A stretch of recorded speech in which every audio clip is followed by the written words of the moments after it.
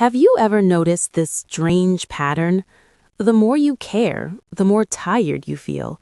You remember everyone's birthdays, reply to messages instantly, help people even when you're exhausted, and yet somehow you're the one lying awake at night thinking, why does nobody care this much about me? If that hit a little too close, stay with me, because today we're talking about something most kind people never realize, when caring too much slowly becomes your weakness. And no, this is not about becoming cold, selfish, or heartless. It's about understanding why the most caring people often suffer the most. Let's start with something simple. Think about your phone battery. When it's at 100%, everyone wants to use it. Can I make a call? Can you hotspot for a minute? Just 1 more percent, please. And because you're nice, you say yes, again, and again, and again, until suddenly your phone is dead. Now imagine you are that phone. That's what caring too much looks like. You give emotional energy the same way. You listen, you support, you forgive, you understand, even when you're drained, especially when you're drained. And the problem isn't that you care, the problem is that you care without limits. Let's be honest for a moment. People who care too much usually hear things like, "You're so sweet, you're too good for this world. I don't know what I'd do without you." Sounds nice, right? But notice something. Those compliments often come from people who take the most, because deep down, caring too much sends a quiet message. I'll adjust, I'll wait, it's okay if you forget me. And some people hear that message loud and clear. Here's a real-life example you might recognize. You're always the one texting first, always checking in, always asking, "Are you okay?" One day, you decide to stop, not to play games, just to rest, and suddenly, silence. No message, no concern, no, "Hey, where did you go?" That moment hurts in a very specific way, because it's when you realize you weren't missed, you were useful. That's a painful lesson no one prepares you for. Now, let's add a little humor, because if we don't laugh, we might cry. Caring too much people are the kind who say, "I'm fine," while emotionally collapsing like a badly built chair. You could be sick, stressed, heartbroken, but still show up for everyone else like, "Don't worry about me, I'll manage." You manage so much that one day your body and mind sit you down and say, "Hey, we're tired of managing."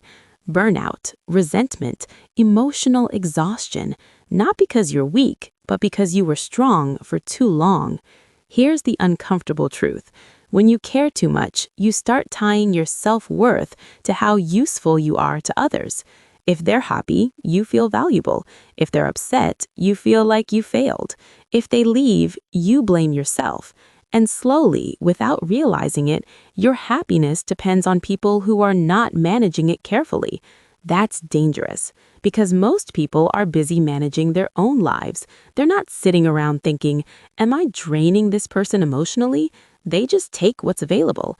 And when you make yourself endlessly available, you accidentally teach people that your needs come last. Another sign caring becomes a weakness, you excuse behavior you shouldn't. You say things like, "They didn't mean it. They're just stressed. I understand why they hurt me." And empathy is beautiful until it becomes self-abandonment. Understanding someone does not mean tolerating disrespect. Read that again. You can be kind and have boundaries. You can be loving and say no. You can care deeply without bleeding yourself dry. Here's something nobody tells caring people. Not everyone deserves the same version of you. Some people deserve your kindness, some deserve your distance, and some only deserve polite silence. And that doesn't make you cruel, it makes you conscious. Think of caring like money. If you gave cash to everyone who asked, you wouldn't call that generosity forever. Eventually, you'd call it poor financial planning. Emotional energy works the same way. Spend it wisely. So what's the solution? Do you stop caring? No, you start caring selectively.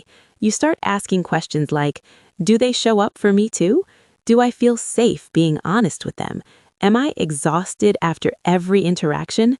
You start noticing how people treat your kindness, because people who value you don't guilt you for resting, don't disappear when you set boundaries, don't only come to you when they need something. And people who don't, they reveal themselves the moment you stop overgiving.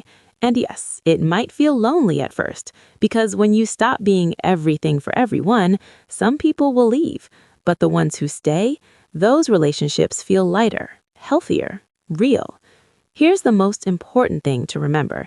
Caring too much isn't a flaw. It's a gift. But every gift needs protection. A candle can light a room, but if you let everyone use it however they want, eventually it melts away. So care, love, be kind. Just don't disappear in the process, because the world doesn't need less caring people. It needs caring people who finally care about themselves too.